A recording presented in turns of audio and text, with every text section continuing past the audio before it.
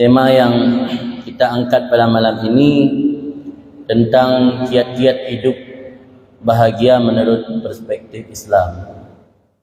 Karena mungkin di luar sana sedang panas-panas hangat pembahasan soal yang aktual sekarang, soalan politik. Kita bahas yang dingin-dingin saja. Persoalan bagaimana kiat-kiat hidup bahagia, karena kehidupan di dunia ini hanya sementara, akhir segala-galanya adalah akhirat. Jadi bagaimana hidup bahagia, hasanah fid dunia wa hasanah fil akhirah. Setiap orang yang beriman pasti tak pernah luput dari doa yang sering dibacakan setiap habis salat. Rabbana atina fid dunya hasanah wa fil akhirati hasanah wa qina azabannar. Apa sih makna hasanah fid dunia dan hasanah fil akhirat? Oleh para ulama terjadi perbedaan pendapat dalam menafsirkan hasanah fid dunia wa hasanah fil akhirat. Kalau diterjemah secara harfiah, makna hasanah fid dunia adalah kebaikan di dunia dan kebaikan di akhirat.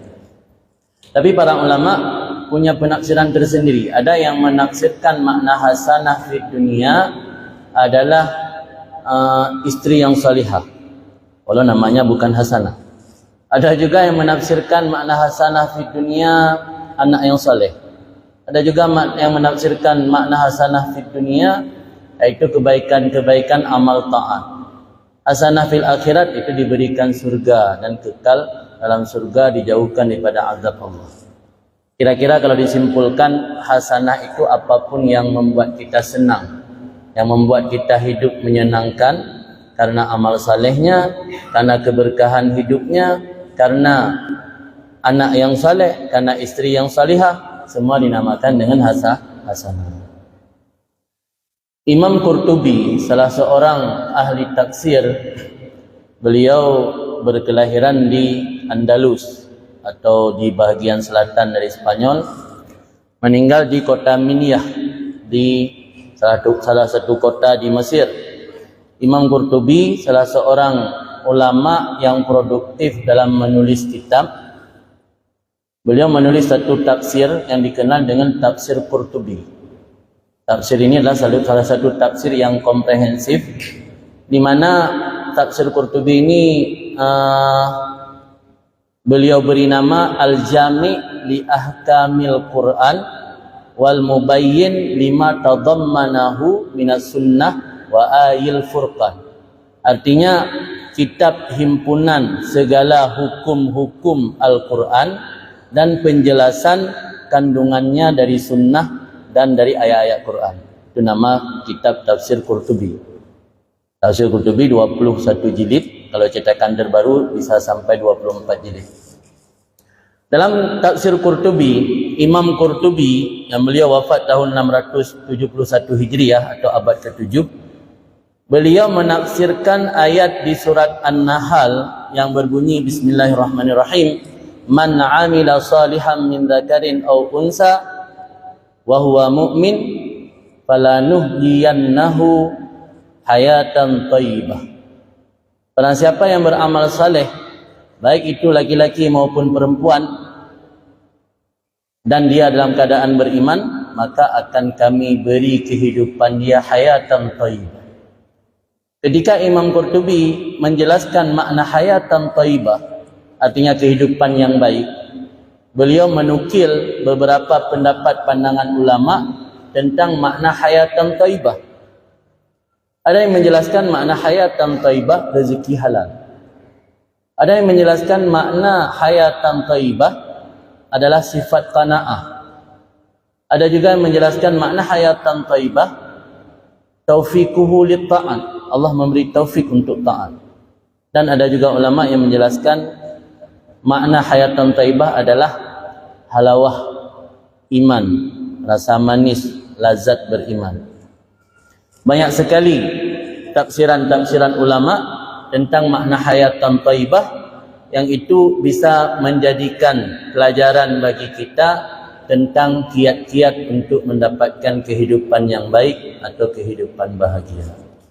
Di malam ini walaupun kita tidak membaca kitab, tapi hakikatnya apa yang kita angkat ini dari referensi kitab tafsir Qurtubi dan sebahagian daripada kitab Manhajus Sawi karangan Habib Zain bin Sumaid, dan juga sebahagian daripada kitab Arba'in fi Usuluddin karangan Imam Ghazali.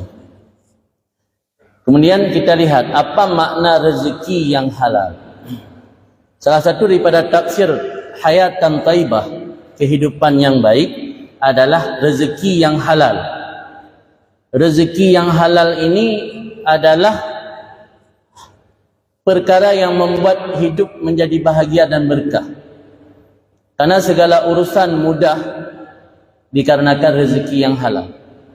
Keluarga akan penuh sakinah, mawaddah dan rahmah ketika kita memberikan rezeki yang halal.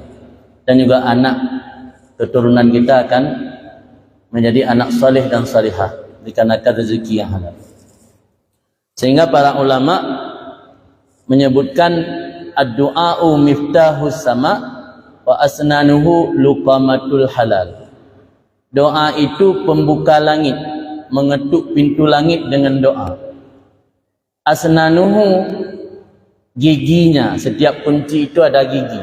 Nah ni igo, kunci kena igo. Yang membedakan antara satu kunci dengan kunci lain ba ani igo je. Sehingga meu ani igo hansip hantar pintu dia dah buka. Dah gigi anak kunci adalah luqamatul halal, suapan daripada makanan yang halal. Kemudian itu yang pertama, tafsir tentang makna hayatan thayyibah adalah rezeki yang halal. Apa hukum mencari rezeki yang halal? Ini juga harus jelas. Hukum mencari rezeki yang halal wajib. Karena ada satu hadis yang berbunyi man talabul halal faridatun ala kulli muslimin ba'dal faridah. Mencari rezeki yang halal itu kewajiban di atas setiap muslim sesudah kewajiban salat fardu. Artinya salah satu pokok dan prinsip dalam agama Islam adalah talabul halal, atau dalam bahasa lain kasbul halal. Beda fikirnya, yang wajibnya sembahyang, berzakat, haji, puasa yang sagai. Soal makan, soal asumsi makanan yang ditanya jadikan sebagai energi bagi tubuh ditanya, konsumsinya makanan daya jid barang kapur mentang. Ana sebab talabul halal dan kasbul halal juga merupakan satu bahagian daripada faridah, perkara yang wajib dalam agama. Kemudian coba kita renungkan ketika Allah menyanding atau Allah sebut secara berbarengan antara makan makanan yang halal dengan beramal saleh. Dalam Al-Quran surat Al-Mu'minun, kulu minat thayyibat wa'malu salihah. Makan daripada yang baik, mana thayyibat halal. Wa'malu salihah, beramallah kamu amal saleh. Artinya antara makan yang halal dengan beramal saleh, dua hal yang tidak bisa dipisahkan. Maka orang yang makanannya tidak halal, dia pasti akan terdorong mengerjakan maksiat. Orang yang makanannya halal, dia akan terdorong mengerjakan amal saleh. Karena kulu minat thayyibat wa'malu salihah. Dua hal ini tidak bisa dipisahkan. Itu salah satu hikmat kenapa Allah menyebutnya secara berbarengan, kulu minat thayyibat wa'malu salihah. Apa faedah kita mengkonsumsi makanan yang halal? Ini disebut oleh ulama dalam kitab Manhajus Sawi. Ada beberapa faedah mengkonsumsi makanan halal ataupun berusaha mencari rezeki yang halal. Yang pertama, al-inhadu lit-ta'ah wal ibadah.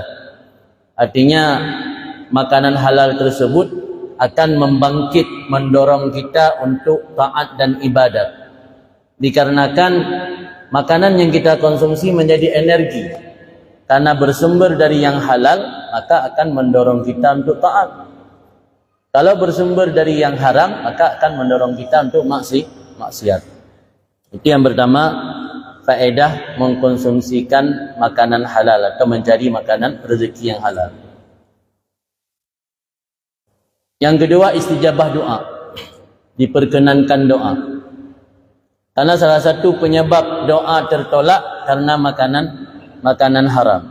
Ini jelas disebutkan dalam berbagai macam riwayat hadis bahwa salah satu penyebab tertolak doa karena makanan haram.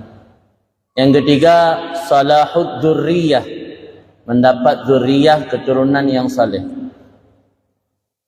Kunci mendapatkan keturunan yang saleh berawal dari makanan yang halal, dari sumber yang halal. Apalagi ketika isteri menjelang hamil. Itu bagi seorang ayah, suami harus sering membawa bekal dan makanan yang halal agar anak keturunannya menjadi saleh. Karena jangan pernah mengharap anak yang saleh kalau makanan yang kita berikan kepada sang ibu ketika mengandung anak tersebut bersumber dari yang haram. Ini tidak akan menghasilkan anak yang saleh. Maka salah satu hal yang membuat anak itu saleh dan menjadi anak barakah adalah kebaikan dari orang tuanya. Bagaimana kata Imam Ibnu Katsir, salah seorang mufassir, al-barakatu alal abna takunu bi a'malil aba wal barakatu alal aba takunu bi du'ail abna.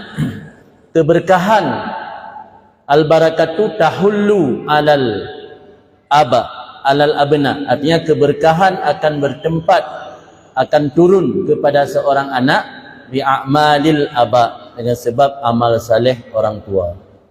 Jadi kalau ingin keberkahan mengalir kepada anak-anak kita harus memperbaiki diri, harus beramal saleh. Orang yang beramal saleh, anaknya akan mendapatkan keberkahan. Wal barakatu tahullu alal aba takunu bi du'ail abna. Keberkahan akan turun atau menempat pada ayah dengan sebab doa anak. Jadi ini dua hal yang tidak bisa dipisahkan. Orang tua memperbaiki diri dengan memperbanyak amal saleh, anak banyak-banyak mendoakan orang tuanya. Doa anak, amal saleh orang tua, inilah yang akan menghasilkan keberkahan. Tapi kalau sebaliknya pincang, orang tua menuntut anak untuk selalu mendoakannya, tapi orang tua tidak pernah memperbaiki diri. Ini pincang namanya. Menuntut sebelah pihak, bertepuk sebelah tangan. Jadi orang anak tak perlu doa bak orang si. Tak tahu anak bak dayah, tak tahu anak bak tempat-tempat sekolah agama. Hanya belum doa ke ayah, doa ke mak. Tapi mak dan ayah tak pernah memperbaiki diri dengan beramal saleh. Ini akan menjadi hal yang pincang karena hanya dua sisi. Dia harus benar dua sisi. Orang tua beramal saleh, anak mendoakan orang tua. Dumna keberkahan yang Allah berikan ketika seorang ayah saleh, keberkahan dan manfaat ke anak. Pernah Bapak Ibu membaca surat Kahfi? Dalam surat Kahfi ada cerita ketika perjalanan antara Nabi Musa dengan Nabi Khidir, di mana Nabi Khidir merenovasi sebuah rumah yang hampir roboh. Jidaru yuridu ayyang qadda. Ada satu dinding rumah yang hampir roboh diperbaiki oleh Nabi Khidir. Nabi Khidir menjelaskan kepada Nabi Musa, amal jidaru fakana li ghulamaini yatimaini fil Madinah wa kana tahtahu kanzul lahumā wa kana abuhuma salihah. Artinya dinding rumah yang aku perbaiki, kata Nabi Khidir, itu milik dua orang anak yatim yang ada dalam kota tersebut, dan di bawah atau dalam rumah tersebut ada harta simpanan orang tuanya. Wa kana abuhuma salihah, adalah ayah dari dua anak yatim itu orang saleh. Dalam tafsir disebutkan maksud ayah dari orang tua, ayah dari anak yatim tersebut jiddus sabi, kakek ketujuh. Artinya nek ketujuh yang saleh, ile berkah sampai keturunan ketujuh. Wa kana abuhuma salihah, dalam tafsir dijelaskan dalam Al-Quran surat Kahfi, dijelaskan oleh para mufassir, jiddus sabi', kakek yang ketujuh, bukan ayah langsung, bukan kakek dari orang tua ayah, tapi kakek yang ketujuh. Artinya apa?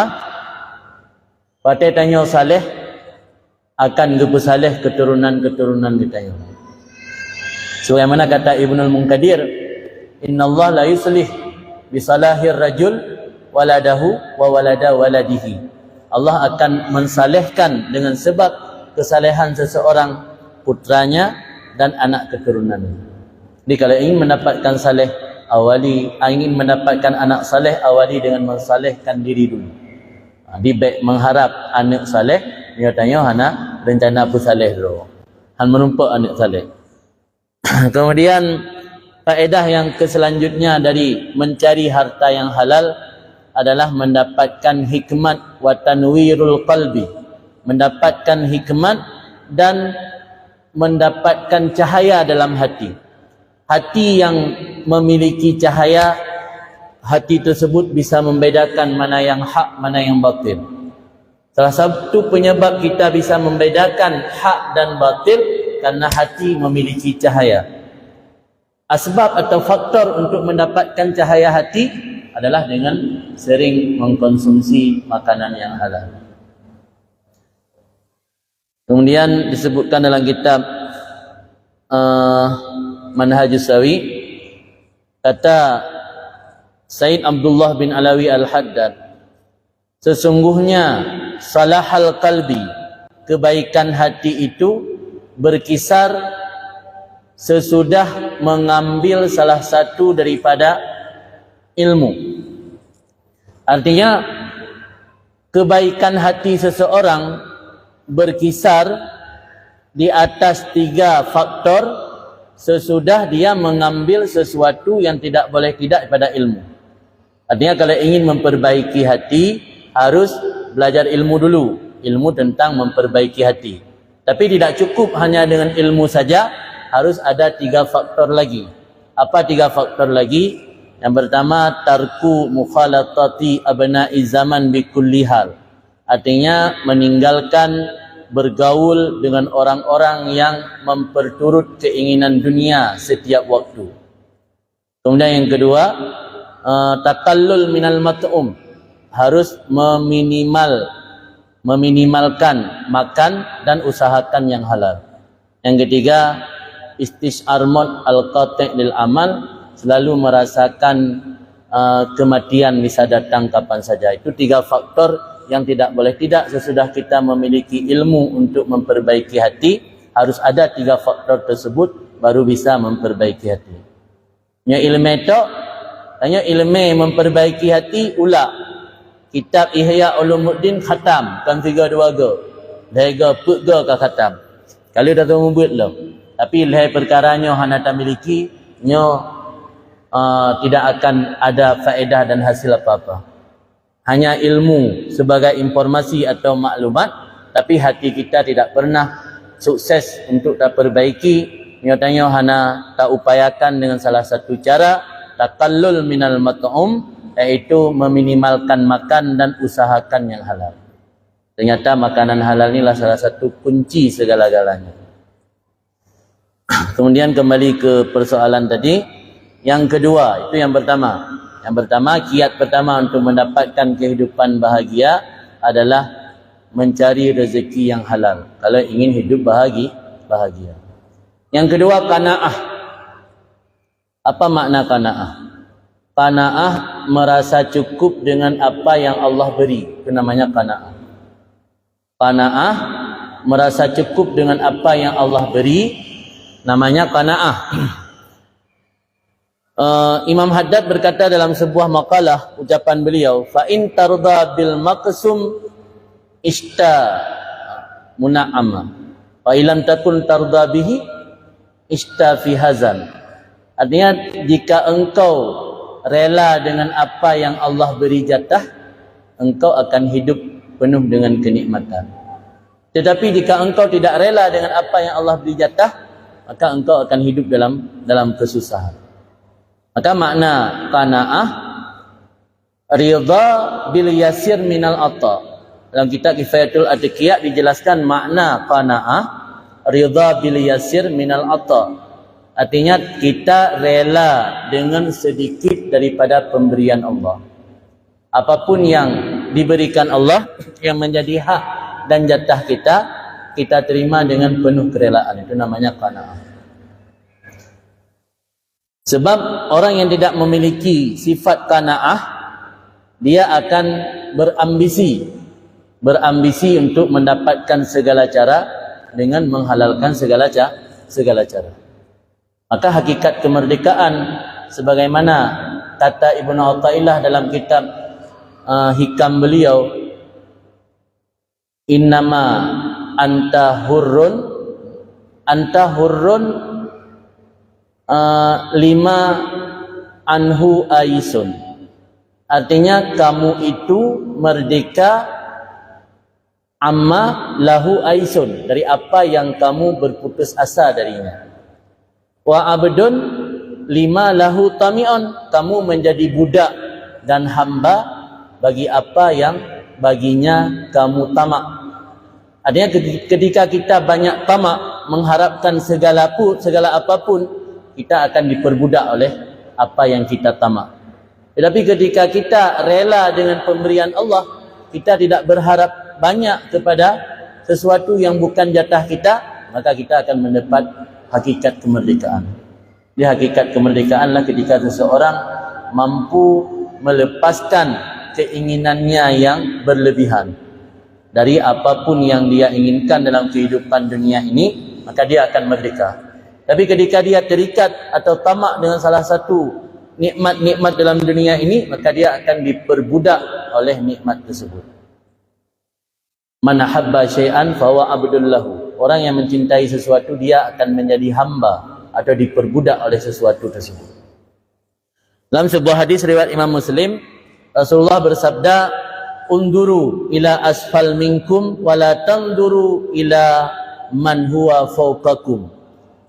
Lihatlah kepada orang yang di bawah kamu, jangan kamu memandang dan melihat orang yang di atas kamu. Ini pesan Rasulullah. Unduru ila man asfal minkum. Orang yang lebih rendah dari kita, strata sosialnya, kekayaannya, kehidupannya, rezekinya, kita perhatikan mereka yang di bawah derajat kita, di bawah level kita. Jangan memperhatikan orang yang di atas kita. Wa huwa ajdar alla tazdaru ni'matallahi alaikum. Hal tersebut memperhatikan orang yang di bawah agar kalian tidak meremehkan nikmat Allah kepada kalian. Sebab orang yang selalu memandang ke atas, dia tidak bisa mensyukuri nikmat Allah. Karena menganggap Allah tidak memberi nikmat yang sama sebagaimana orang yang dia bandingkan. Seringkali nikmat yang level-level tinggi, nikmat yang Allah berikan kepada kita, tidak kita rasakan itu sebagai nikmat yang perlu kita syukuri. Malah dalam sebuah riwayat disebutkan salah satu indikator seseorang itu mati dalam keadaan su'ul khatimah, na'udzubillah, dalam hal dunia dia sering melihat ke atas, dalam hal akhirat dia sering melihat ke bawah. Karena kalau dalam hal akhirat sering melihat ke bawah, kita akan merasa puas dengan ibadat yang kita lakukan sekarang. Karena menganggap orang lain ada yang tidak pernah salat sama sekali. Kita alhamdulillah sudah mampu istiqamah salat 5 waktu. Tapi tidak ada niat untuk menambah amal ibadat. Karena selalu melihat ke bawah. Dalam urusan dunia selalu melihat ke atas. Kita sudah punya mobil, lihat orang yang punya 2-3 mobil. Kita sudah punya 1 rumah, lihat orang yang punya 2-3 rumah. Dia tidak pernah merasa cukup, tidak pernah bisa bersyukur. Dalam dunia, urusan dunia lihat ke atas, dalam urusan akhirat lihat ke bawah. Itu salah satu indikator su'ul khatimah, na'udzubillah. Sebaliknya, indikator husnul khatimah dalam urusan dunia lihat ke bawah, dalam urusan akhirat lihat ke atas. Sehingga kita tidak merasa puas dengan ibadat yang sudah kita amalkan dan jadikan rutinitas sehari-hari kita, karena masih merasa kurang. Tanya kaidang sembahyang 5 waktu, tapi masih belum istiqamah rawatib. Kaidang rawatib, belum istiqamah tahajud, belum istiqamah witir, belum istiqamah duha. Kaidang duha, kaidang tahajud, kaidang witir, masih belum istiqamah selalu berzikir mengingat Allah. Ada saja kekurangan terhadap ibadat kita, kita punya niat senantiasa ingin memperbaiki dan meningkatkannya. Ini adalah salah satu hikmat bila kita dalam urusan akhirat sering melihat ke bawah, bukan melihat ke sering melihat ke atas, bukan melihat ke bawah. Kemudian selanjutnya yang ketiga, kiat untuk mendapatkan hidup bahagia adalah taufiquhu ila ta'at. Allah memberi taufik kepada perbuatan taat. Apa makna taufik? Taufik, orang Aceh salah satu nama yang familiar, Taufik. Sering nama orang Aceh bernama dengan Taufik. Malah ada warung Taufik Kopi. Apa Taufik? Taufik kalau secara bahasa mencocokkan. Wafaqa yuwafiqu taufiqan. Artinya memuwafaqahkan, mencocokkan, menyelaraskan.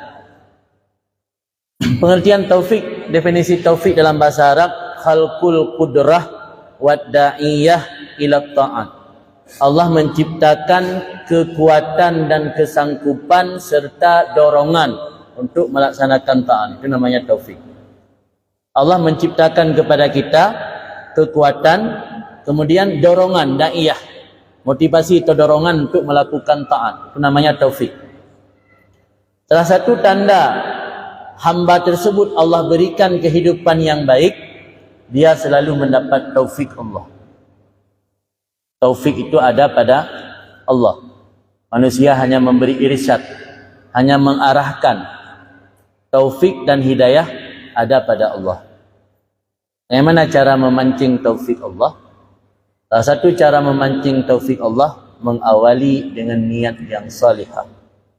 Kata Imam Junaid Al-Baghdadi, barang siapa membuka satu pintu niat yang salihah, niat yang baik, Allah akan membuka 70 pintu taufik baginya. Artinya kita mampu melaksanakan satu kebaikan karena ada taufik Allah. Kalau Allah tidak memberi taufik, kita tidak mampu melaksanakan kebaikan. Tetapi para ulama menyebutkan ada 3 indikator atau tanda seseorang mendapat taufik Allah. Dalam kitab Syarah Hikam disebutkan ada 3 tanda seseorang mendapat taufik Allah. Ini kenapa perlu disampaikan supaya kita tahu dan sadar ketika mengalami salah satu dari 3 tanda tersebut, sadarlah bahawa kita sedang mendapat taufik Allah. Manfaatkan dan syukuri nikmat tersebut, jangan sia-siakan. Yang pertama, sarful dukhulu a'malil bir alaika min ghairi qasdin minka ilaiha. Artinya tergerak melakukan amal kebaikan dalam kondisi yang tidak terencana. Itu alamah taufik. Tiba-tiba kita sudah planning malam ini rencana mau nongkrong di dekat laut, pelabuhan misalnya, Uleli. Tiba-tiba tengah tajak dengan hoda atau dengan motor, tergerak hati ialah mampir di masjid mau ikut pengajian, atau mampir di masjid mau ikut acara zikir, atau mampir di masjid mau ikut jamaah salat Isya. Jadi tiba-tiba tergerak melakukan kebaikan tanpa terencana, itu alamah taufik namanya. Karena melakukan kebaikan itu harus kita sadar bahwa ada khalqul qudrah. Allah menciptakan kekuatan, kesanggupan dan dorongan kepada kita sehingga mampu melaksanakan kebaikan. Coba lihat, belum tentu orang yang kuat dia sanggup ke masjid. Kadang-kadang yang sering jak masjid urang lemah. Yang sering jak masjid urang kah lapenya bahasa Aceh. Kalau nentai orang yang kuat yang sampai sanggup berbuat kebaikan. Kadang-kadang taufik Allah belum tentu Allah berikan kepada yang kuat. Kadang-kadang taufik Allah belum tentu Allah berikan kepada orang yang antang muda. Yang indikator pertama taufik. Indikator kedua taufik, sarful ma'asi angka ma'as sa'i fiha. Artinya kita terhindar dari melakukan maksiat padahal sudah bersusah payah untuk melakukannya. Kata tu planning, master plan cukup good, akan dilakukan sebuah kegiatan maksiat, panitia akan tersusun rapi, dana kamu pat, donatur ka kana, tapi tiba-tiba Allah punya rencana lain. Tiba-tiba teruk badai, tiba-tiba teruk ujian, tiba-tiba tanya halangan sakit, aku perlu rumah sakit, atau anak keluarga sakit, pertama ruang ICU, mungkin tanya hadir pada tempat maksiat yang kata rencanakan. Itu salah satu alamah atau indikator taufik Allah. Allah alihkan kita dari maksiat padahal telah berusaha secara rapi, telah berusaha secara susah payah untuk melakukan kegiatan maksiat tersebut. Itu tanda yang kedua. Tanda yang ketiga, fathu babil laja wal iftikar ilallah fi kulli ahwal. Artinya terbuka pintu pengharapan dan rasa butuh kepada Allah dalam setiap kondisi. Ketika kita merasa sulit untuk beramal saleh, selalu berharap pada Allah. Ketika ada musibah atau bencana yang menimpa kita, selalu memohon kepada Allah bukan kepada manusia. Terbuka pintu pengharapan dan rasa butuh kepada Allah, itu salah satu pintu taufik, salah satu alamah atau indikator kita mendapat taufik Allah. Sebaliknya disebut dalam istilah bahasa kitab khidlan. Khidlan itu ditelantarkan. Allah gecuekin nayo, ditelantar tayo, ana gepermun. Biarkan nayo la maksud, ana pernah sadar tayo untuk taubat. Itu namanya khidlan. Taufik lawan katanya khidlan. Kalau taufik Allah membantu kita untuk melaksanakan amal kebaikan, kalau khidlan Allah menelantarkan kita. Kalau dalam bahasa Arab makna khidlan tarku i'anah, tidak dibantu. Allah tidak memberi bantuan kepada kita. Mana tanda-tanda khidlan? Yang pertama, ta'assurut ta'ah alaika ma'as sa'i fiha. Sangat susah dan berat untuk melakukan taat padahal sudah berusaha untuk melakukannya. Ada usaha mati-matian untuk taat, nah saja truk penyakit truk halangan atau halangan tak pernah-pernah. Kau ya saya bak but jeroh han sempat. Yang hati-hati, barangkali kita sedang khidlan dari Allah. Artinya tidak mendapat taufik dari Allah. Yang bak but yang hana manfaat, nongkrong berjam-jam sampai siap. Saya bak but taat, nah saja halangan, nah saja alasan. Yang berarti kita sedang mendapat khidlan dari Allah. Yang kedua, tanda seseorang mendapat khidlan, dukhulul ma'asi alaihi ma'al harbi fiha. Terjerumus dalam maksiat padahal sudah berusaha untuk menjauhinya. Ini kampung hanangan yang dukung maksiat tanya. Hana so support dana. Tiba-tiba na orang menteri FB siap juga yang support dan siap berdukung.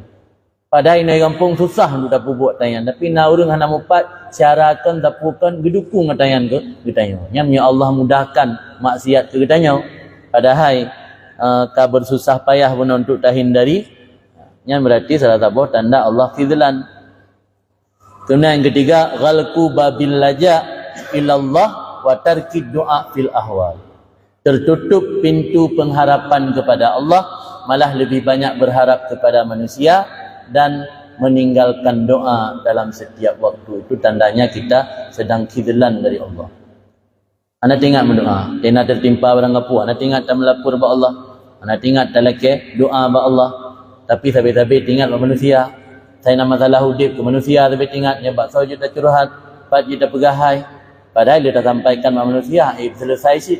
Pertama raya masalah, dia dah pegah, pertama selesai. Yang mio lagi yang kondisi hudib tanya sedang tidak baik-baik saja. Dia sedang jauh daripada taufik Allah. Kemudian yang terakhir, yang selanjutnya,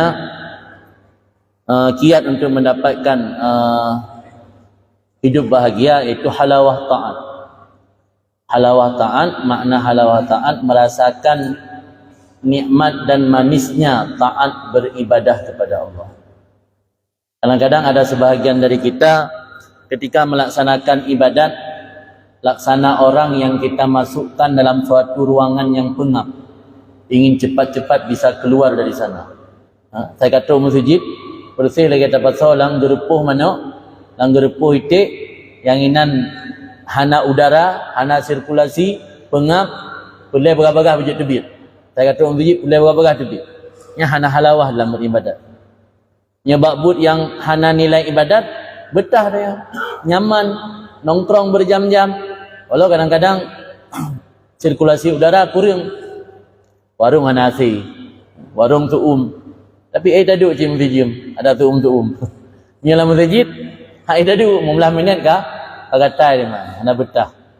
Nyan hana halawah tu. Hana halawah taat dan iman.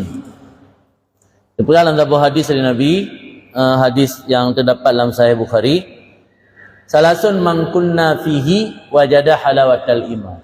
Ada 3 perkara, barang siapa yang memiliki 3 perkara tersebut, dia akan mendapatkan manisnya iman. Pertama, ayakunallah wa rasuluh ahabba ilaihi mimma siwahuma. Bahwa adalah Allah dan Rasulnya lebih dia cintai dari selainnya. Harus tempatkan apa yang menjadi mahbub cinta kita adalah Allah dan Rasul. Itu kunci pertama. Memang gampang disebut tapi sulit untuk dipraktekkan. Sulit untuk dipraktekkan Allah dan Rasul yang menjadi perkara, yang menjadi sesuatu yang paling kita cintai. Itu kunci untuk mendapatkan halawah iman. Karena tidak akan mendapatkan kebahagiaan yang sesungguhnya orang yang pulang menghadap Allah tanpa ada mahabbah kepada Allah. Orang yang ketika mati kalau benar rasa cinta kepada Allah, nyo ketika mati gaknya merasakan seolah-olah meninggalkan sesuatu yang bernilai dan sangat sulit untuk berpisah dengannya. Tak rela. Mati dalam keadaan hana rela, ada je berpanjang umur dah. Tapi punya orang yang kena mahabbah, cinta kepada Allah dan Rasulnya, maka dia mati menjadi pilihan. Lebih senang mati ketimbang hidup. Yang kedua, untuk mendapatkan halawah iman, ayyuhibbal mar'a la yuhibbuhu illa lillah. Mencintai seseorang karena Allah, bukan karena dunia. Bukan karena ada apa-apanya. Cinta karena Allah, marah karena Allah, benci karena Allah, cinta karena Allah. Kemudian yang terakhir, yaitu membenci kekufuran sebagaimana kita benci bila dilemparkan dalam api. Yana orang rom tulak tanya dalam api kan bengih, menansib berbengih kepada kekufuran dan hal-hal yang bisa merusak akidah kita.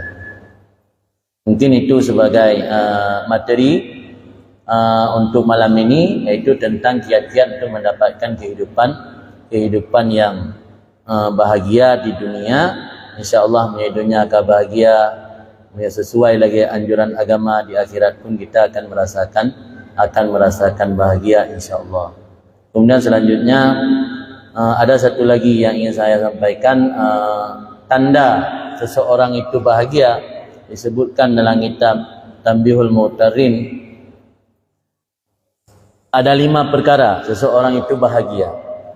Ini terakhir. Karena ketika kita merasakan dan mendapatkan 5 perkara tersebut atau salah satunya, yakinlah bahwa anda termasuk orang yang bahagia.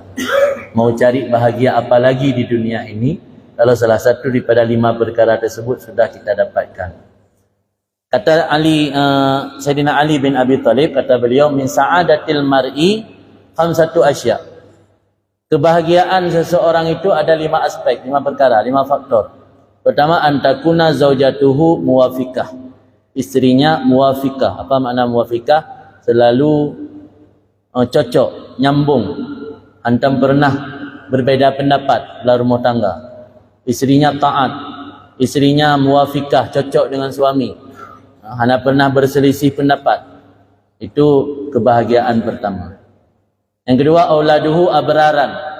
Anak putra-putri yang baik, yang berbakti kepada orang tua. Yang ketiga, ikhwanuhu atqiya. Mendapatkan saudara-saudara yang penuh ketakwaan. Kita memiliki saudara, apakah saudara sesama muslim atau saudara senasab, orang-orang yang bertakwa. Itu juga tandanya kita mendapatkan kebahagiaan. Yang keempat, jiranuhu salihin. tetangga orang-orang saleh. Ana meu tanya urang takwa, tetangga urang perkaru urang takwa, susah sih mudip. Ana bahagia tanya. Tetangga orang-orang saleh. Yang terakhir, rizquhu fi baladih. Rezeki ada di negeri sendiri. Ana payah lingku laut. Gak payah ibu kampung, ibu nangro yang minta rezeki. Tanya kampung dah buka baju tepu kasih rezeki. Dah buka baju tepu dah pergi rumah. Yang menyebut limang perkaranya na bak kitanya, yakinlah bahwa kita termasuk orang bahagia. Jadi benda juga hana bahagia sakai laut. Pada bahagia ni minta laut. Anak gebi anak yang saleh oleh Allah, perumah taat, antam karulah rumah tangga. Peng je tak minta kampung, hana payah bernangro, tetangga urang-urang get, jero-jero saling bantu-bantu, saling mengingatkan. Pada dan minta dalam kebahagiaan yang lebih daripadanya. Mudah-mudahan bermanfaat. Selanjutnya teman-teman dalam sesi kedua, sesi tanya jawab. Silakan tunggu teman-teman. Jalan jauh, yang anjik ke tangguh.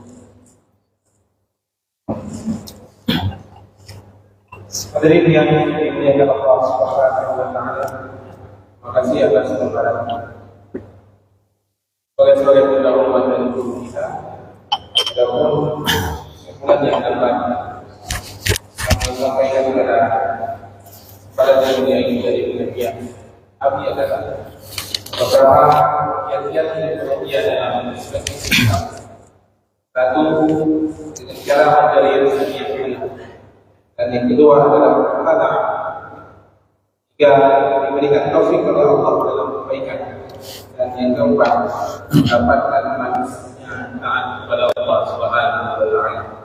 Kemudian sampaikan pula oleh Allah tadi bahwa ada hikmah dan ada kebahagiaan bagi soal Allah Subhanahu wa taala yang ditulis dalam kitab Tabiul tadi sampaikan oleh Sayyidina Ali bahwa yang pertama adalah istrinya selalu taat dan sependapat dengan sang suami. Dan yang kedua adalah keturunan yang berbakti kepada kedua orang tuanya. Tidak mendapatkan saudara yang bertakwa, keempat tetangga yang saleh, dan yang kelima adalah rezeki, mendapatkan rezeki dari negeri sendiri. Demikian kesimpulan yang dapat kami sampaikan kepada anak yang mulia ini. Kemudian sesi selanjutnya adalah sesi tanya jawab. Pertama, sesi tanya jawab secara langsung. Dua pertanyaan akan diberikan kepada depan para guru kami, dan dua pertanyaan dari ibu yang ada di belakang. Kami persilakan kepada para hadirin yang dimuliakan Allah Subhanahu wa taala. Kemudian nanti setelah tanya jawab secara langsung kita lakukan juga tanya jawab via WA atau SMS dengan nomor 0812 908 0838. Kami ulangi, bila ingin bertanya jawab WA atau SMS bisa dikirim pada nomor 08 12 908 0838. Kami persilakan kepada seluruh hadirin yang dimuliakan Allah Subhanahu wa taala untuk bertanya kepada kami.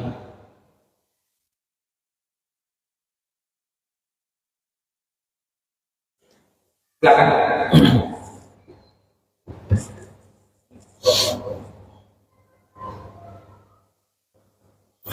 Ada yang bisa bantu?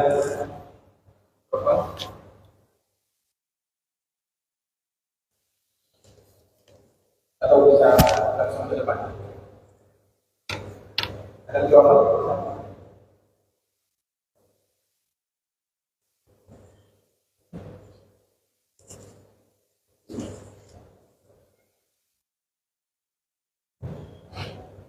Assalamualaikum warahmatullahi wabarakatuh. Waalaikumsalam.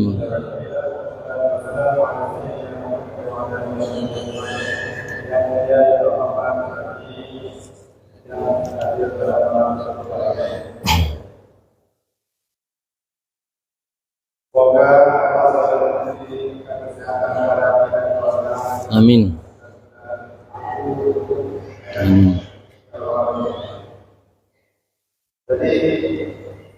nama kedua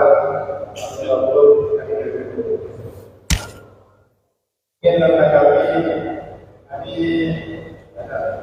jelaskan tentang kunci itu bahasa media salah satunya yaitu selalu makan daripada makanan yang halal. Itu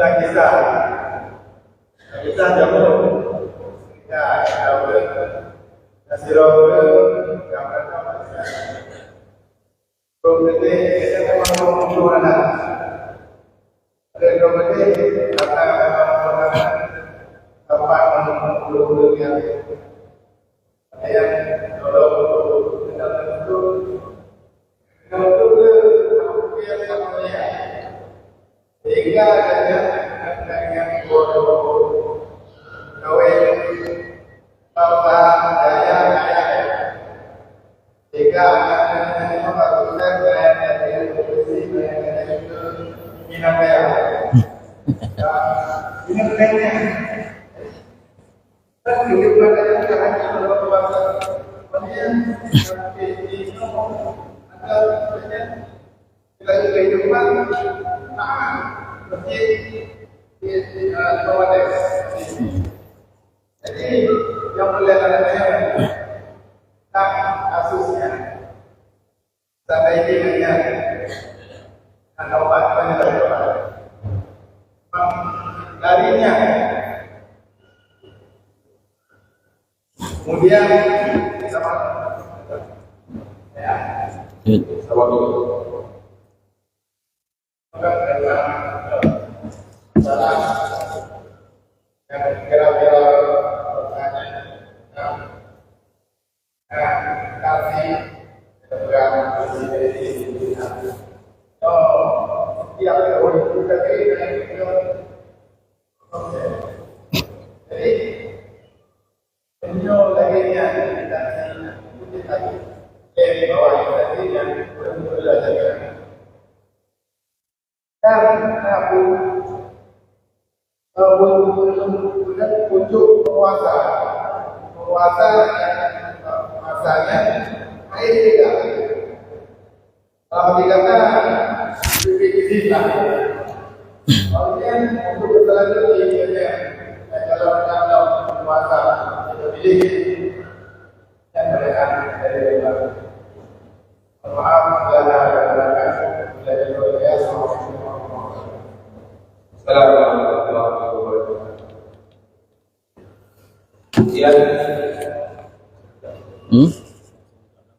Ya, kamu tak batin ya? Kami persilakan satu pertanyaan. Bapak,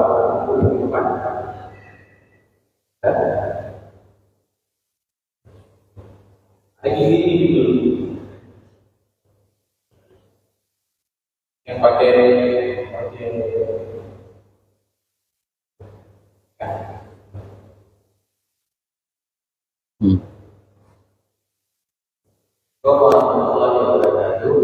Salam.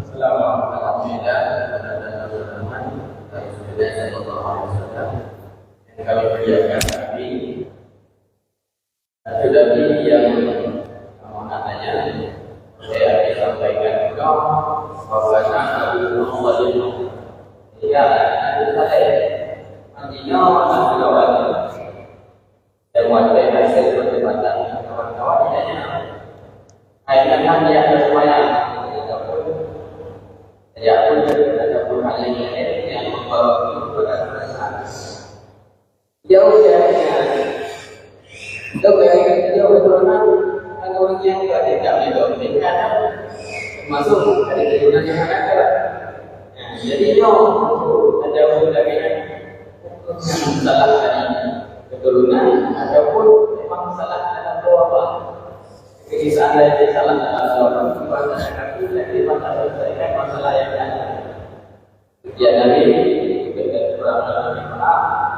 Assalamualaikum warahmatullahi wabarakatuh. Assalamualaikum warahmatullahi wabarakatuh. Dari itu ada baik atau satu lagi kan? Assalamualaikum warahmatullahi wabarakatuh. Waalaikumsalam.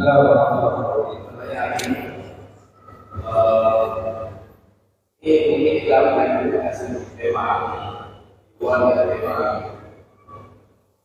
Karena pada saat kita lihat media atau dari sebagainya, produksi adalah yang kita lihat sebagai agen yang mencari padahal apakah mereka wajib mengetahui adakah dilaksanakan amanah ibadah haji zakat tersebut atau tidak. Wajib untuk mengetahui apakah ada kebijakan amanah daripada orang yang menggunakan haji. Sebab kita lihat terkadang kalau melihat dari sebuah pemikiran kita, mustahil dengan sedikit biaya ibadah haji orang yang mengamalkannya. Yang pertama. Yang kedua, apakah dianjurkan bagi agen ataupun bagi anak promosinya untuk merekrut ataupun mengajak orang untuk ibadah haji? Dengan maksud kalau kita lihat tujuan, setiap agen itu pasti mendapatkan fee daripada ajakannya. Apakah fee tersebut, apakah agen dari fee ataupun agen tersebut memang dikaitkan oleh soal apa yang diajarkan orang, ayo menggunakan. Ini ada sekian. Terima kasih banyak. Assalamualaikum warahmatullahi wabarakatuh. Assalamualaikum. Terima kasih banyak atas pertanyaan yang disampaikan pada kesempatan yang mulia ini. Tapi sebelum pertanyaan dijawab, dahulu kita dengan selingan dari selawat dari grup kita. Kami persilakan.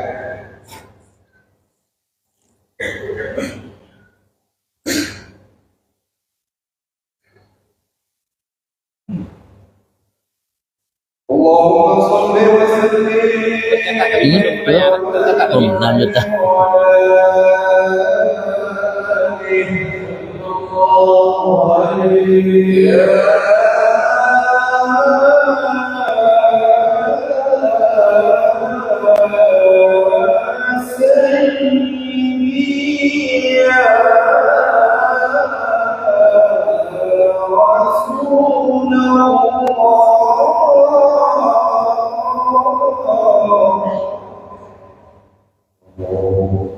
Ya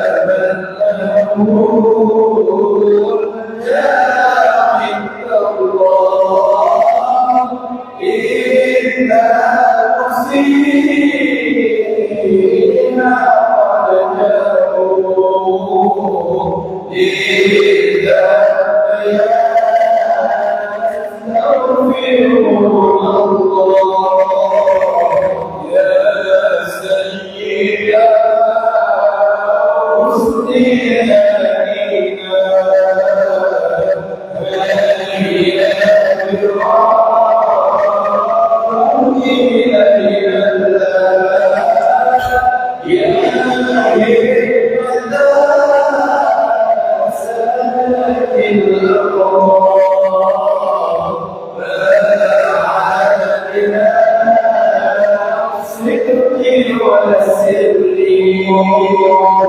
يا سيدي يا رسول الله يا من له عند الله إن مسينا وجهه إذا بنا نستغفرون الله إذا بنا نستغفرون الله خير البرية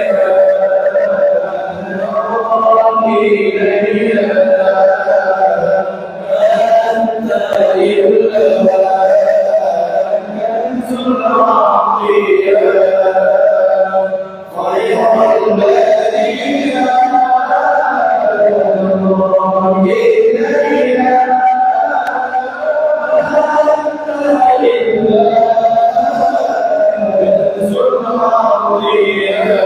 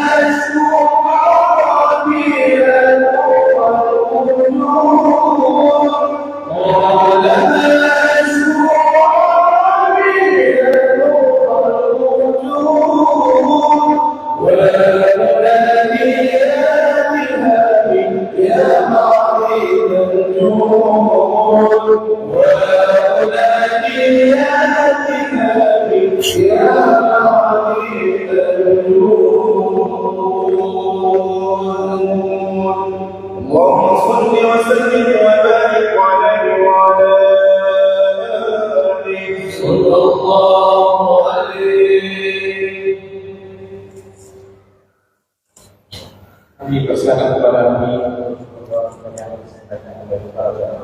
Terima kasih. Yang pertama tentang persoalan seseorang yang memiliki harta secara zahir haram. Kemudian harta tersebut berkembang sehingga memiliki usaha yang banyak dan ternyata anaknya banyak yang sukses.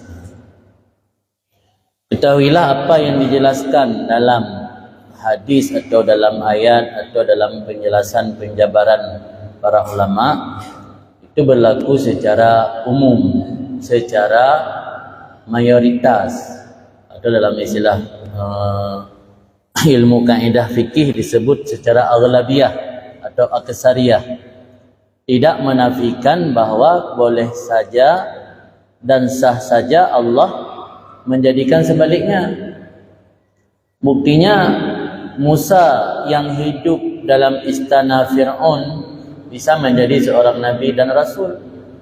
Musa yang dididik oleh malaikat Jibril menjadi orang yang kufur dan mengajak orang lain untuk kufur dan menyesatkan orang lain.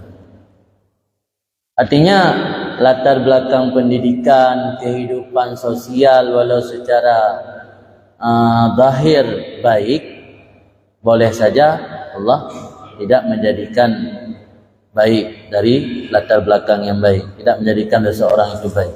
Boleh jadi sebaliknya. Hikmatnya apa? Allah ingin menunjukkan kepada kita bahwa segala sesuatu itu ada pada kekuasaan Allah.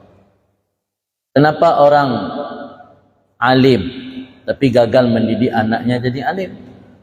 Kenapa orang yang tidak berilmu hanya karena cinta kepada ilmu dia mendidik, mengantarkan anaknya untuk belajar ilmu, bisa jadi anaknya seorang ulama karena keikhlasannya.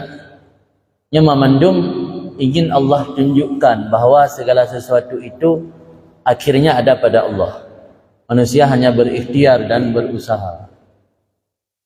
Seandainya kita tahu bahwa dalam ilmu Allah kita akan menjadi manusia yang akhirnya husnul khatimah dan keturunan kita akan jadi orang-orang saleh, mungkin kita boleh jadi untuk memperkaya diri, mengupayakan dari uang haram. Yang penting asal kaya.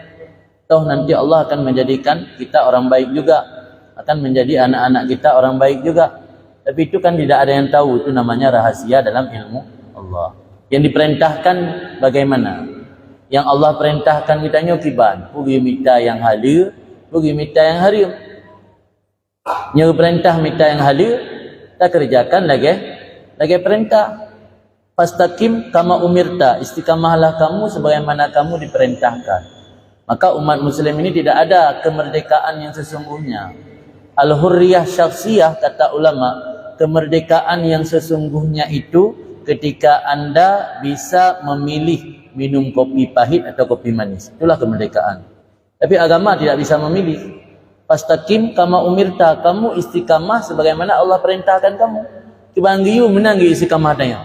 Persoalan di lapangan na anu mak cakap daripada anak orang bangsat sudah jadi saleh, anak orang alim yang saleh sudah jadi bangsat. Yang sah-sah saja kerana pintu hidayah ada pada Allah. Maka tawaran Syekh Abdul Wahab Asy-Sya'rani dalam kitab Tanbihul Muqtarin, ketika ada anak ulama yang tidak mau mengikuti orang tuanya, itu tidak ada manfaat nasihat. Yang manfaat hanya doa pulang kepada Allah. Kenapa dijelaskan oleh Imam Sya'rani tidak ada manfaat nasihat? Karena menasihati anak ulama yang dia tidak mau mengikuti jalan ayahnya, sia-sia nasihat. Kenapa? Karena dia sudah biasa memakai fasilitas yang didapatkan oleh orang tuanya. Ya, anak orang meblang, anak orang megli mangat dan nasihat. Hanya kayak buat kah menyokam malim dengan pemulia le orang. Anak hek lagi ayah payah ajak ublang. Anak hek lagi ayah payah ajak ubli. Anak dengku ka biasa motor kan ayah hina motor. Ka biasa bejo kaudi kan ayah ajak ba kaudi sampai. Ka biasa pemulia le orang kan ayah pemulia le orang. Maka hana manfaat nasihat nya anak ulama ketika hanya mengikuti jejak orang tua, kecuali manfaat hanya doa. Yang kata Syekh Abdul Wahab Asy-Sya'rani. Jadi yang boleh kita cok pelajaran ini, akhir segala-galanya ada pada Allah. Boleh jadi orang yang tungku boh contoh benar, kadang-kadang yang kagak taubat, hanya ada dupu dia tanya. Boleh jadi kadang-kadang kehidupan garis takdir katnya memang menjadi bahagian dari orang baik yang hanya dupu tanya.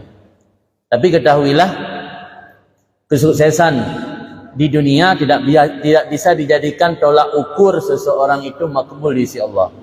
Karena boleh jadi kesuksesan dunia ini adalah bentuk istidrat dari Allah. Oh, persoalan nak anak yang saleh kaji pimpinan dayahnya lagi cerita Musa yang tinggal di sana Fir'aun. Boleh jadi walau orang tua tidak baik, orang tua yang fasik, orang tua yang tidak saleh, sah-sah saja Allah dijadikan dari keturunannya menjadi anak yang saleh. Mamnya tamat bah hakikat lagi yang kakak hendak berusaha lagi tanya. Mat pasti kadang tanya akan menjadi bahagiannya. Kan atau pulang ilmu rahsia Allah, katanya pun menjadi bahagian orang yang akhir baik meskipun awal tidak baik. Ya hendak tahu.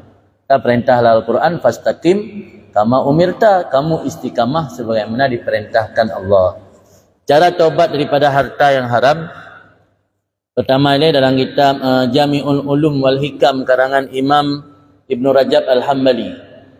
Dipegah oleh beliau dalam kitab tersebut, bersedekah dengan harta curian na dua macam. Nah, orang yang bersedekah, si pencuri bersedekah atas nama dia.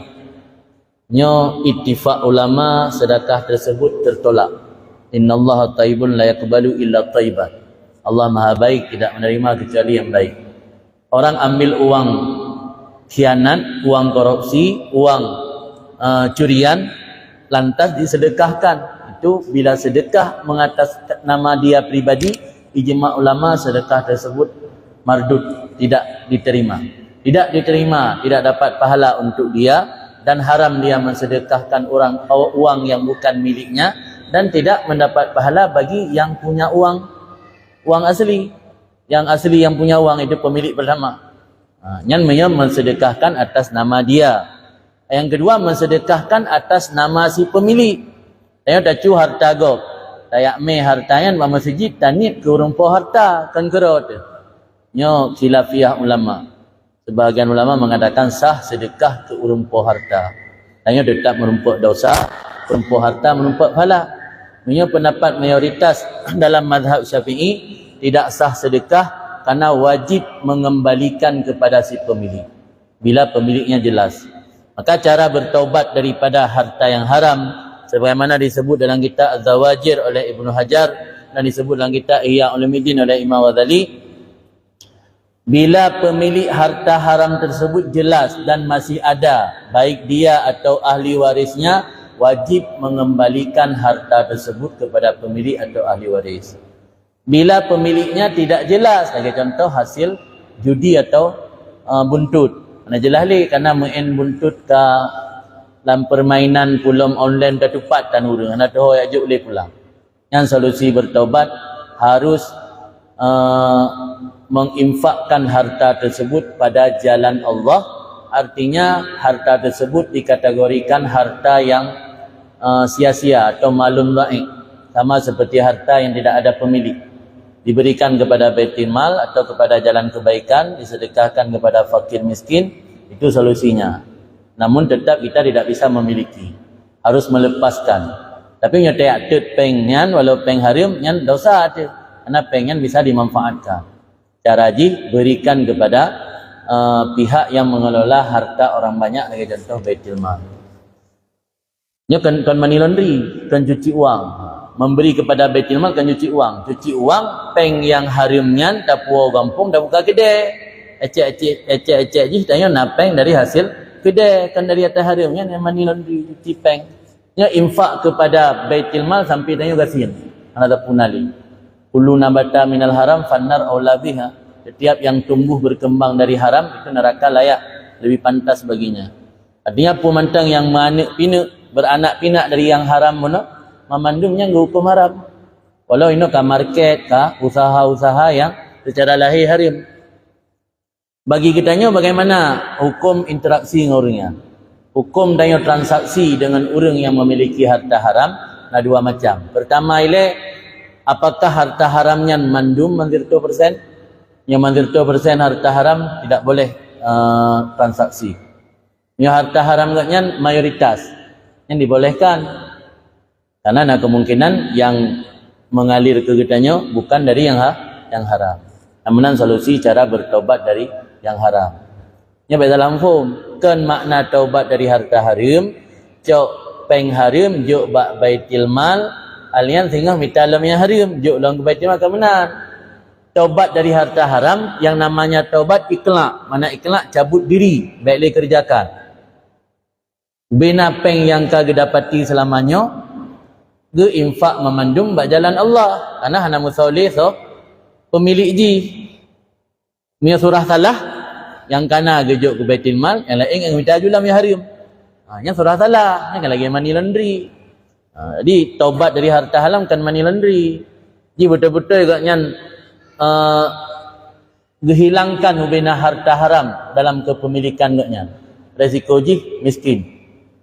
Ketika agaknya ka miskin, dia ketuntut bak pihak baitul mal memberi hak fakir miskin ke agaknya. Yang hak agaknya ke. Karena menoleh haram ada dua macam.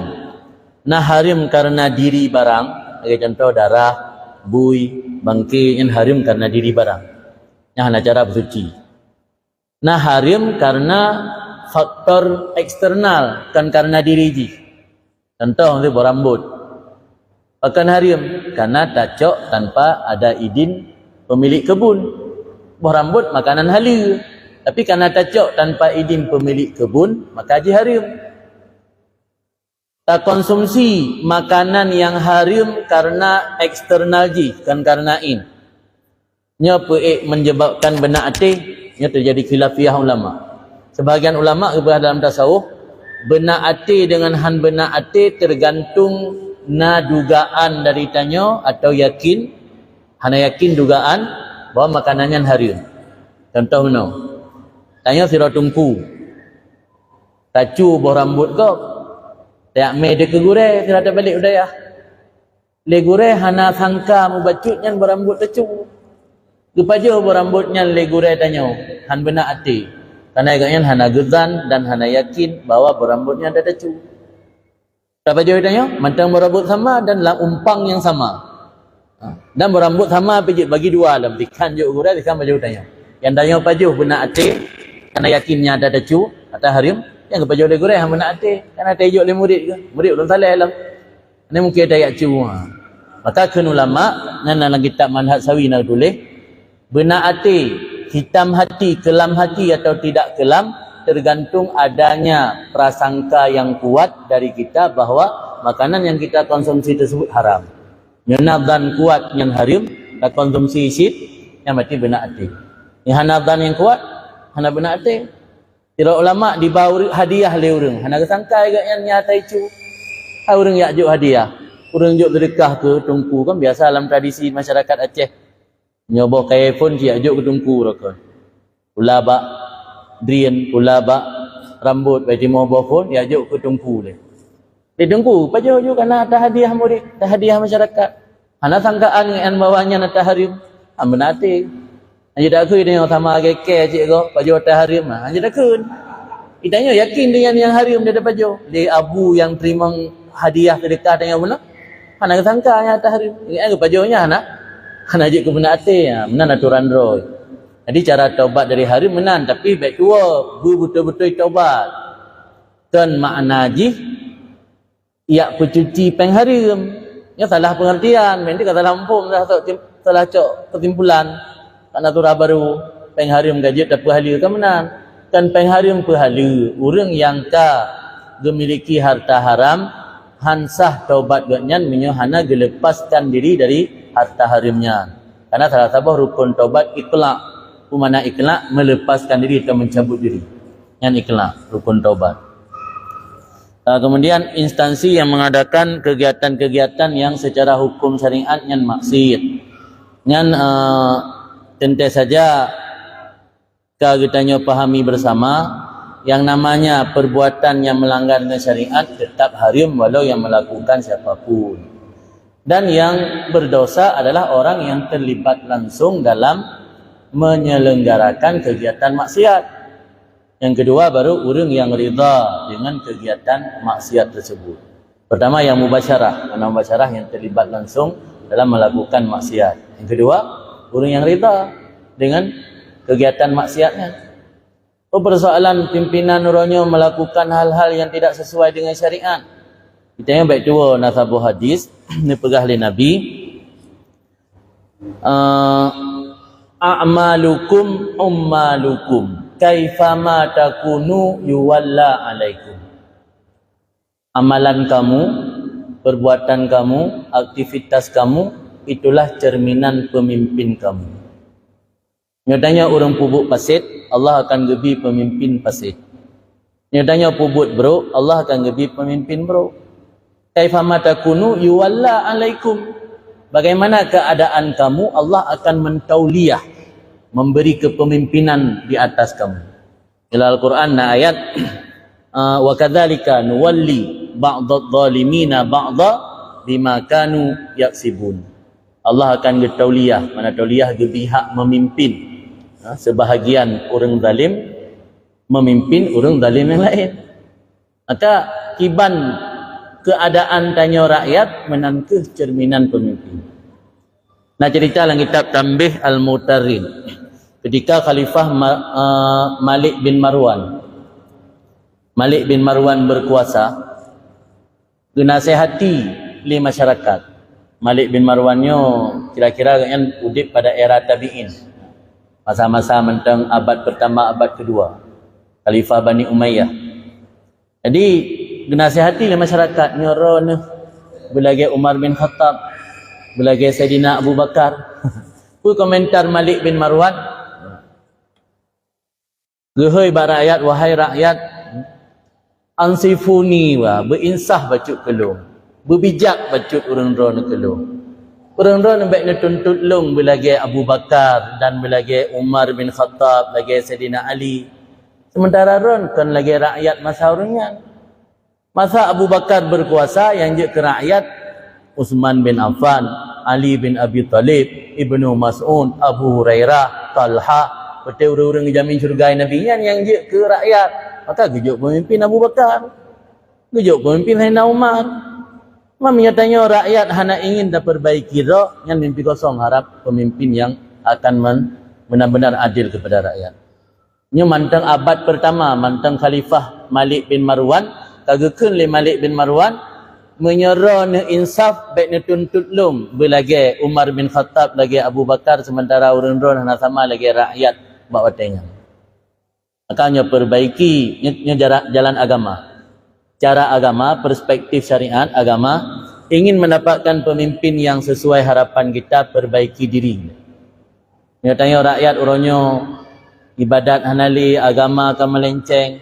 Baik kalan ron, baik kalan dalam masjidnya secara umum kalan. 5 juta warga Aceh, Aceh ni pegat kalkulasi lah 5 juta yang pula orang jerah, pula orang hana jerah. Nyala hana jerah, Allah akan gebi pemimpin hana jerah. Persoalan masing-masing ingin berusaha, ingin dengan alasan memperbaiki kan hak politik setiap warga. Mandum warga punya hak politik. Kadang-kadang ikhtiar ingin memperbaiki, tapi benar yakini apapun ikhtiar tanya akan sulit Allah berikan menyo tekedi tanya hana tak awali dengan memperbaiki diri. Andum dari roh. Karena hadis jelas. Lang hadisna lang ayatna. Lang ayat buno kiban wa kadzalika nuwalli ba'dadh zalimina ba'dha. Lam hadis a'malukum ummalukum kaifama takunu yuwalla alaikum. Jelas. Jelas Nabi kan pegah lagi. Maka harapan akan jiuh mendapatkan pimpinan yang sesuai dengan harapan rakyat. Rakyat hanalom ingin memperbaiki dengan diri sendiri. Karena pemimpin yang cerminan road. Allah gebi pemimpin yang membuat kerusakan bila rakyat membuat kerusakan. Takum yang aik darabah ro, aik darabah le dengan dalih alasan kabrat tak rela. Aku dah terima lah pupu pemimpin yang Allah kirim. Buat sesuai dengan ketanya, buat anak sesuai. Kemudian tentang masalah na orang anggap apa benda katujuh keturunan hanagat. Pupu dah pegat dulu. Nyan putus asa kan karakter Nabi Adam. Putus asa adalah karakter iblis. Karena dalam hikam cerita oleh Ibnu Athaillah, kalau sabuh daripada kebodohan manusia menganggap jauh daripada kemungkinan Allah akan memperbaiki dia. Karena wa kana Allahu ala syai'in muqtadira, Allah maha sanggup menyanggupi segala-galanya. Termasuk yang disanggupi oleh Allah merubah kehidupan seseorang dari broken bejat, broken kelam mendapat kehidupan yang penuh dengan hidayah, kehidupan yang penuh dengan cahaya. Tak saja Allah hanya mustahil. Maka menyonanya bisikan iblis ke. Sama lagi dibisik ba urang hai biar hafal Quran habis tua. Pun hafal Quran dia tua kena dosa. Akah nak hafal yang alasan bukan nak hafal. Ana mila hafal tu dia tua di dosa bukan minta dosa. Yang bisikan iblis ke, talbis iblis. Iblis macam cara ditalbis, dibisik katanya. Termasuk orang yang terus-menerus dalam maksiat, bertahun-tahun dalam maksiat dibisik oleh iblis. Ika cahang getung le Allah. Dah jika kat neraka, mamnya hanaino kan nikmati kesenangan tak jallo. Yang berikan impian. Anggap dengan orang yang anggap istirab, mana istirab gharib, anggap jauh daripada kemungkinan Allah akan mengembalikan dia kepada jalan yang lurus.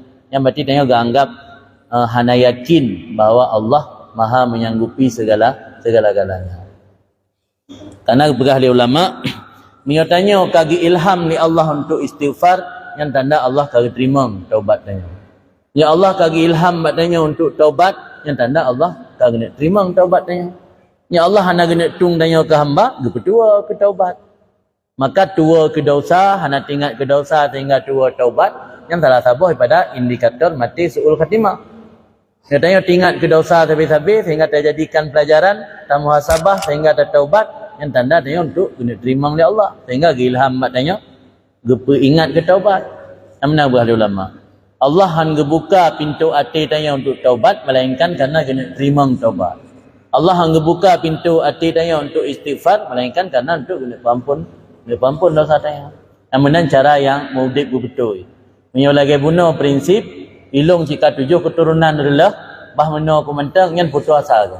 Putus asa pada rahmat Allah termasuk dosa besar. Hanagat putus asa.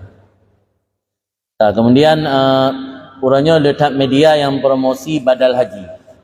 Dalam hadis ni pegah oleh Nabi, adil amanata liman i'tamanaka wala takunu man khanaka.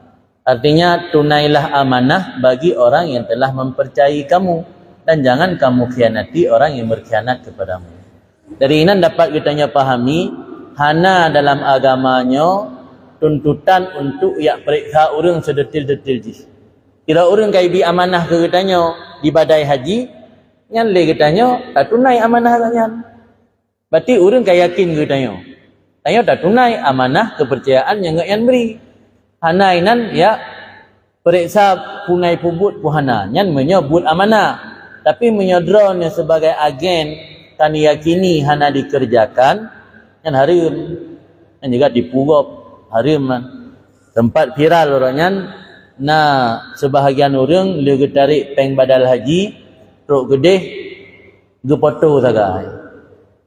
Persoalan sertifikat badal yang gampang. inan di penayung biji print ina payah puai dia kan dengan icok ba Google bendera Arab Saudi yang nama tulis la ilaha illallah Muhammadur Rasulullah di print juga kertas tulis bahasa Arab betul jok juga ngampung una bahasa Arab yakin ni padai pandai tayar rampai penayung print nyan persoalan na terjadi penipuan nyan memang hanapat dah pungkiri na sebahagian tapi ketika kita nyota berikan amanah badal haji kepada sirara orang yang kita yakini secara zahir kita terlepas persoalan dia tidak mengerjakan berkhianat itu urusan nyan dengan Allah baglah le nyan mio hana ni tepu tapi mio kan nuturi malah nyan ngendro nemrokon saban but saban profesi nyan dosa nya jauh kena mio kan nuturi urang bak tempatnya badai nyan dosa mio hana nuturi ni berpegang secara zahir nya ada dosa ron terlepas dengan Allah menang solusi ji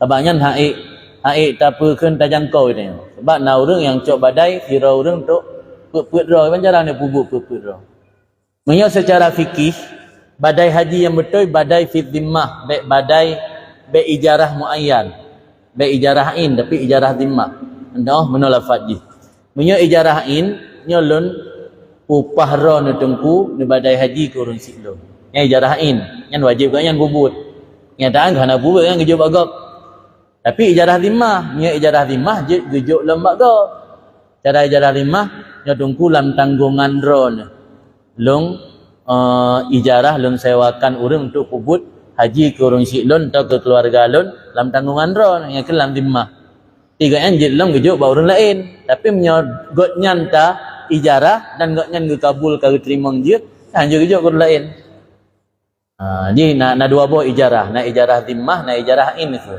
badai haji supaya tanya mangat baik bermasalah secara hukum ijarah dhimmah mana ijarah dhimmah lun sewa dhimmah rona tanggungan rona untuk ne badai haji ke urang siklo kan je geyu buat barang kasau sebagai amanah punya got nyan dah sewa yang payah kerja kan apa dah sip kerja kan yang lain berita mungkin dekat gede fancy jak awak belang ke pubuk haji kemudian yang terakhir puji tajak tak pakat urang untuk badal pakat mio lam cara memaksa tidak boleh tapi mio nyan hana getepu kadang nak keinginan untuk badal hana getepat juk nya nak masalah silakan tanya tabi arah urang untuk kebaikan kan apa kadang ni badai haji urang si ya hanjit ya cako ya paksa lagi urang ya pakat kredit ya umrah nya ialah nyagop tegoi dia tengah tidang utang bina ditun naglah halam yang menanci ya badai hajinya baik paksa cuman tapi gambaran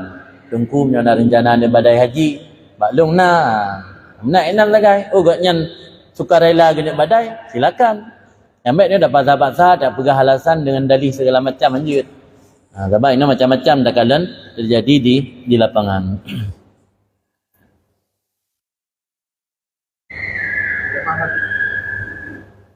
jawab Allah Subhanahu wa taala. Selanjutnya kita bertanya pertanyaan via WA. Pertanyaan pertama, kami yang mulia, bagaimana perbedaan antara istidlal dan istidrak? Dan bagaimana hukum kalau bila kita berdoa tidak banyak lebar dengan redaksi ya Allah doa alun bagaimana? Perbedaan istisan Perbedaan yang pertama ini bagaimana perbedaan antara Islam dan istidrak? Islam Yang kedua Khidlan dan istidrak ya redaksi baik. Kemudian yang kedua bagaimana hukum kalau berdoa tidak banyak lebar dengan redaksi ya Allah doa alun bagaimana? Kemudian bagaimana solusi dari kami kadang kita surah istiqamah dalam selawat dan zikir tapi masih malas dalam salat sunat dan puasa sunat. Apakah ini termasuk dalam perbedaan dalam ibadah? Sekian dulu.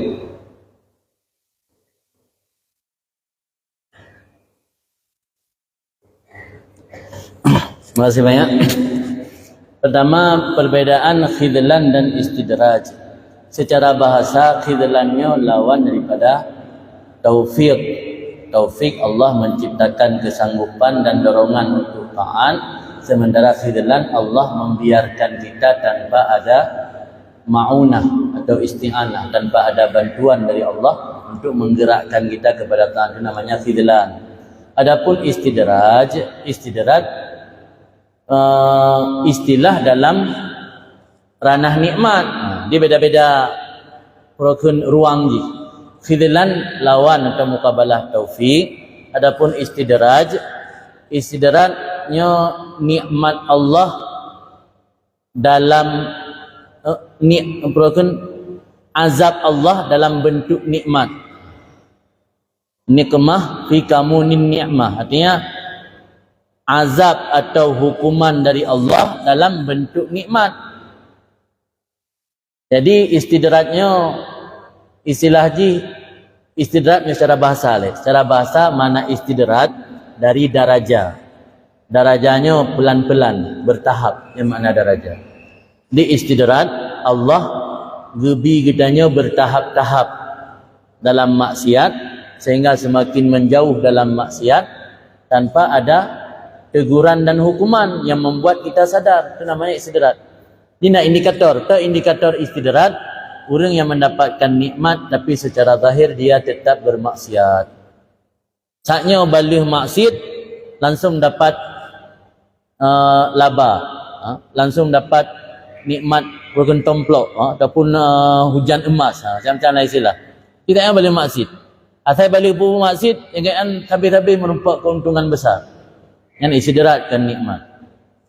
Karena punya nikmatnya sesuatu yang datang kepada orang yang secara zahir yang taat.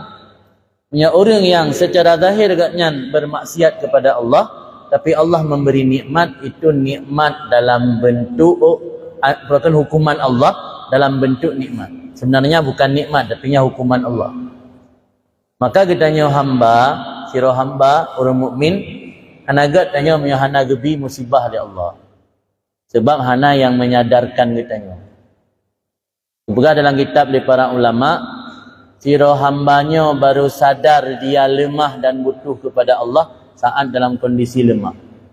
Kondisi serba ada, serba mewah pun yang kita inginkan kadang-kadang sering membuatnya lupa daratan. Karena duri Tuhan. Maka orang yang jauh daripada ibadat, sering bermaksiat tapi dapat nikmat, itu hakikatnya bukan nikmat, istidrat. Ngekurace istidratnya ngepelurum. Tanya bermaksiat tapi tubuh sehat. Tanya jauh daripada agama tapi tetap dapat nikmat kekayaan. Malah na yogu betlung, na urang di sago daerah kamu. Urang kaya raya.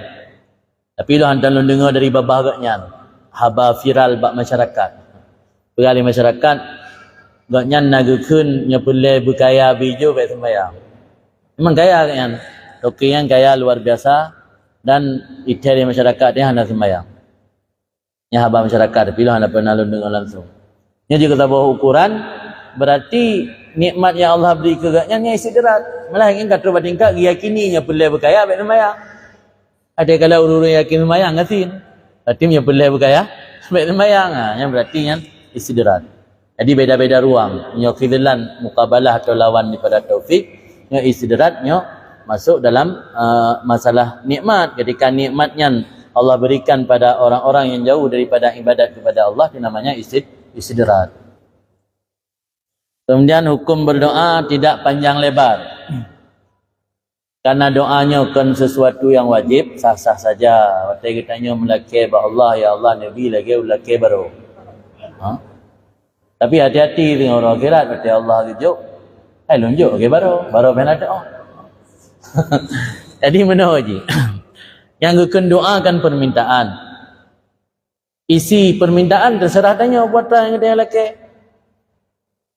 Mia betul nata melaki baru, kaji ya Allah lagi yang lu melaki baru. Mia di kalangan orang-orang saleh, na istilah ta'liq ni dan nasid ta'liq doa. Doa ta'liq ni dan ta'liq doa. Nanti ni baca dalam buku-buku tulis di para ulama Yaman. Tapi contoh je bait tamam Ramadan. Nawaina kama nawas salihun. Ya Allah, kamu menit menyambut bulan Ramadannya lagi genit le urung saleh. Ya kan taklek nit. Karena dia hendak doa kiban urung saleh genit otai tamang bulan Ramadan. Kiban urung saleh genit otai kejak masjid. Kiban urung saleh genit otai gesambut urang raya.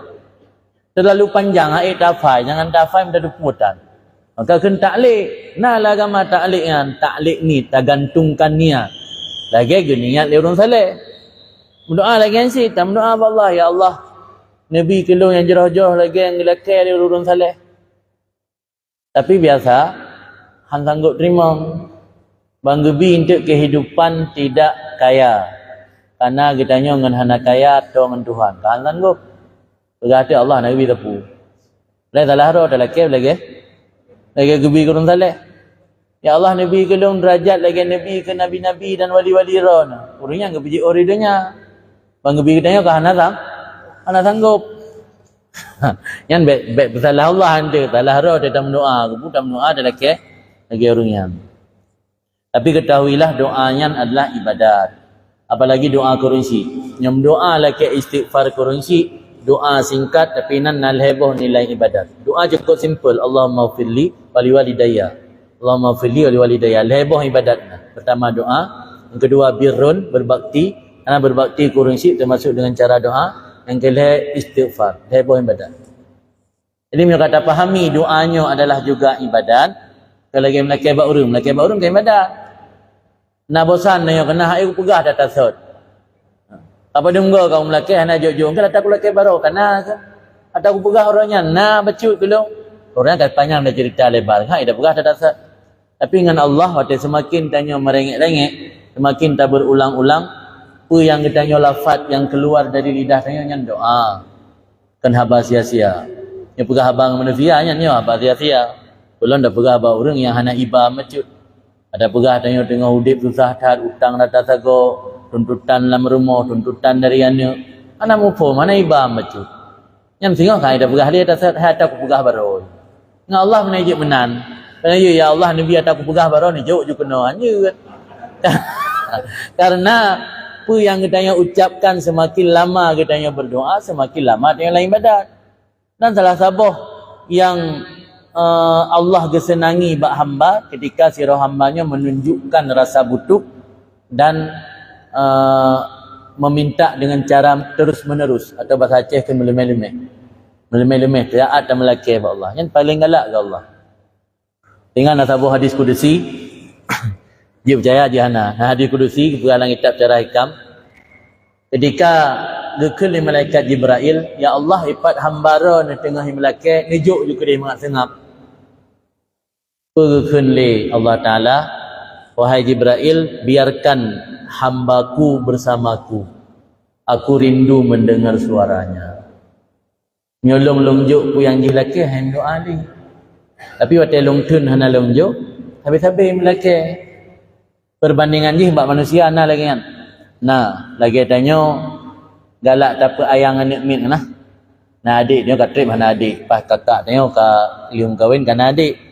Ha? Nah anak kumun tu usia ka letun putun kan tengah galak manja-manja. Patai laki barang kapu tapi intrik-intrik. Ada ditegur, baik kapal ayam anak min. Galak lu mukaru. Galak lu mukaru tai merengek. Kan kenal lah bab manusia kenal lagi kan. Yang dalam hadis kudusi diceritakan bahawa Allah Ta'ala kadang-kadang rindu kepada suara hamba sehingga getunda han gejuk pementang keinginan hamba. Sebab dia gejuk handam doa ni, handam laki ni.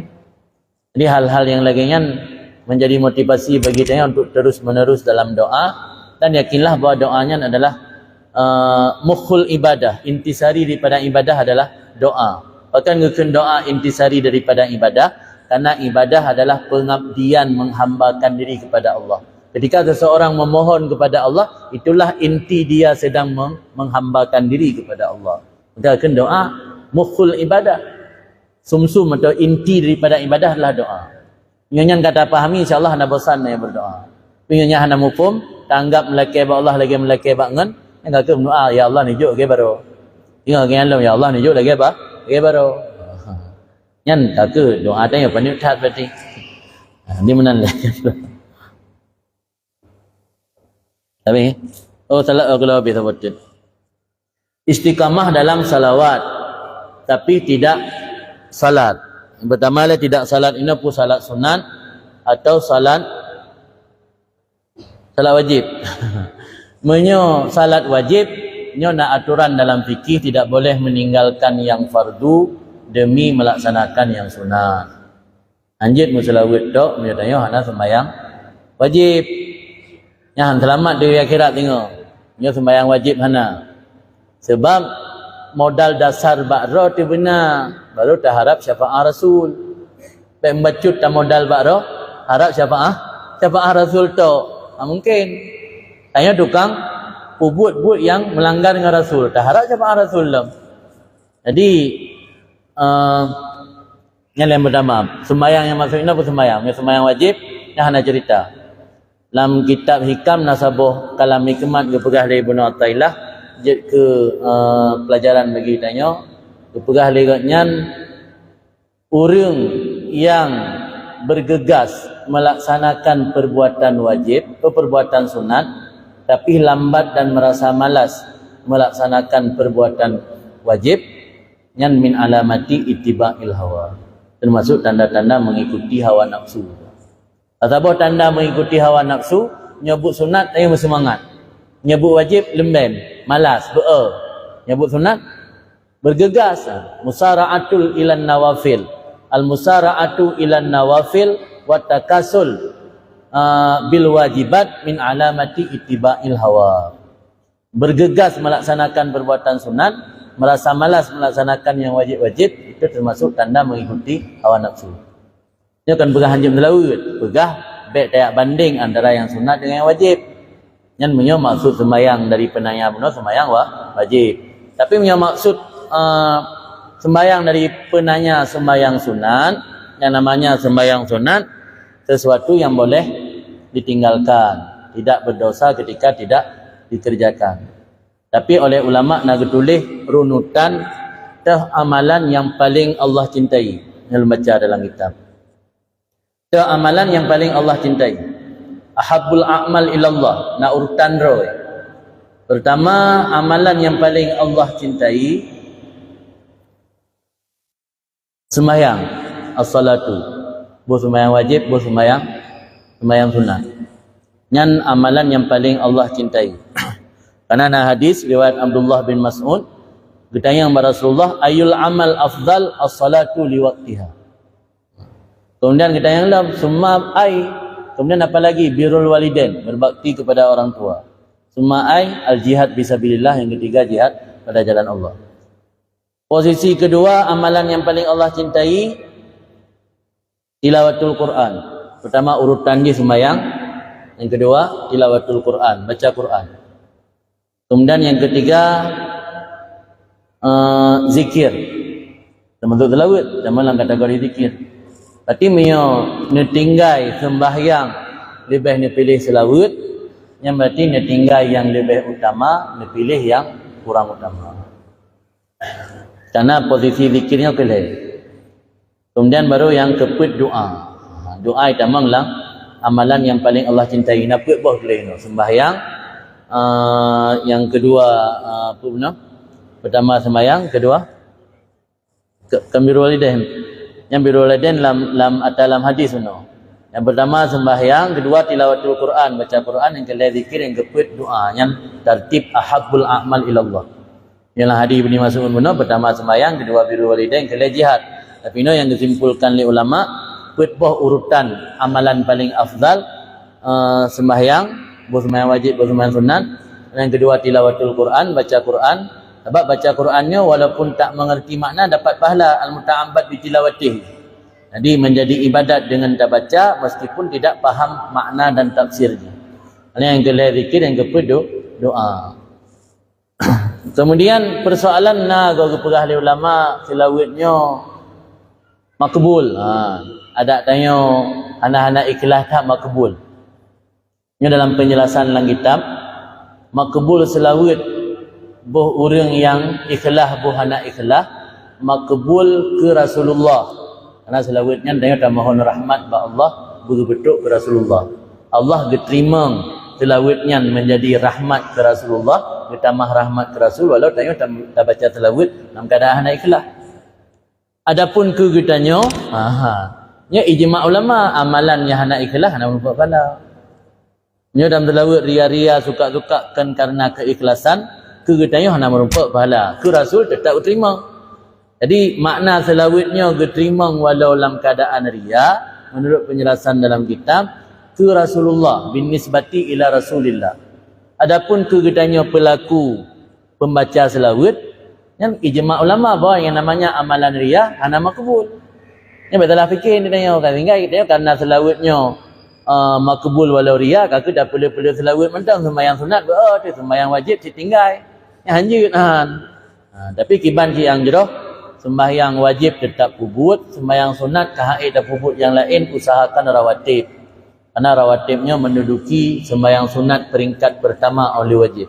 Sembahyang sunat je nak level peringkat je. Yang paling utama yang mendekati wajib, sembahyang rawatib. Di bawahnya baru sembahyang sunat lagi contoh tahajud, witir dan segala macam. Di bawahnya lah sembahyang sunat lagi model contoh tarawih. Jadi nak urutan roy, tingkatan level je. Jadi hana tamam mendung. Maka yang sering terjadi dalam masyarakat Aceh, dia sembahyang isya hana pupuk rawatib dan nak ngepreh tarawih. Ini berarti kan ketinggai sembahyang sunat yang level paling tinggi untuk preh pupuk sembahyang sunat yang level di bawah. Yang akibat karena kurang faham atau hana ilmu. Jadi sembahyang sunat yang paling utama adalah rawatib. Malah rawatib sebagian ulama bisa menggantikan fardu seandainya sirara orang betul-betul tua ke fardu. Betul tua ada punya katingan aja ke. Betul-betul tua tanpa sadar kerana haji sering dipupuk sembahyang rawatib, yang rawatib benar bisa menggantikan. Nah pendapat ulama lagi.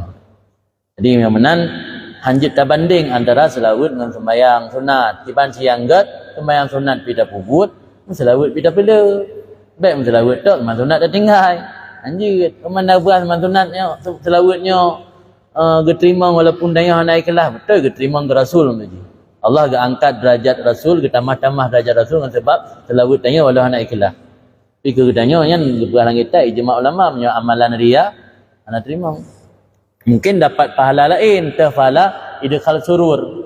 Nah dua buah amalan yang walau ria merumpak pahala han sia-sia, tapi kan pahala amalannya pahala lain. Idkhal surur mengembirakan orang. Akhirnya dah sedekahkan yatim tak pamer. Anak tanya ke calon rom dah pamer. Ba orang yang bersedekah, pahala sedekah merumpak, tapi pahala perbahagian yatim merumpak.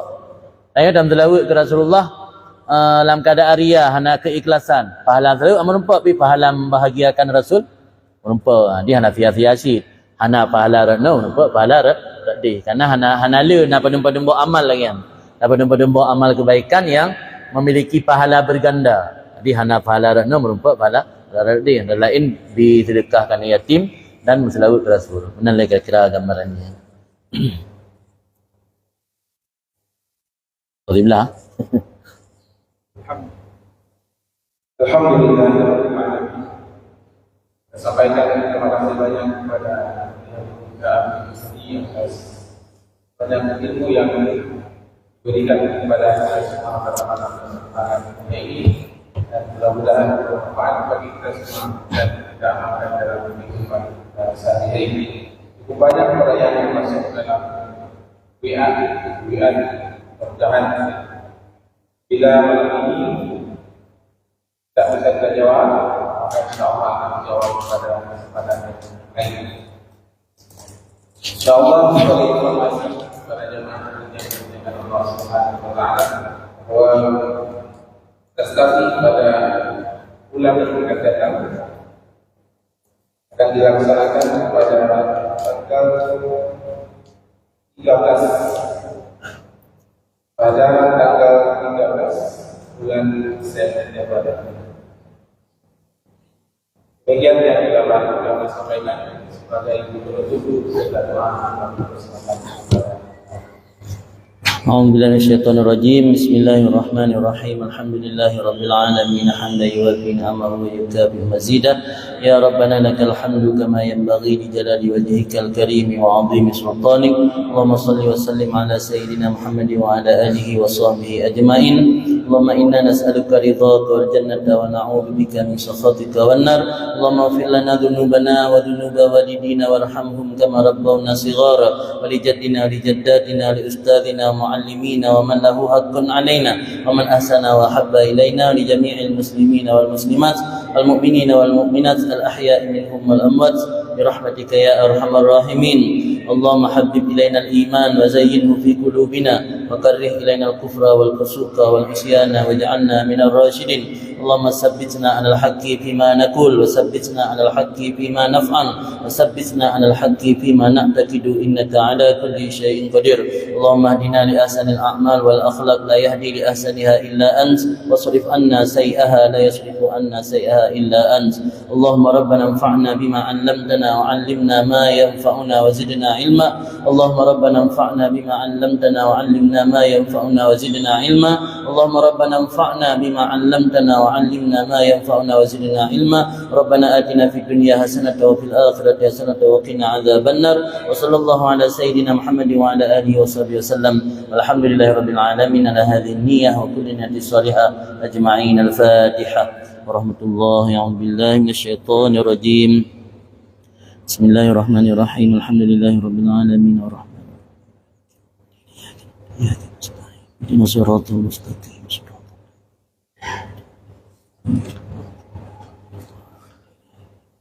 Demikian sebagai kita berharap yang berbahagia ini.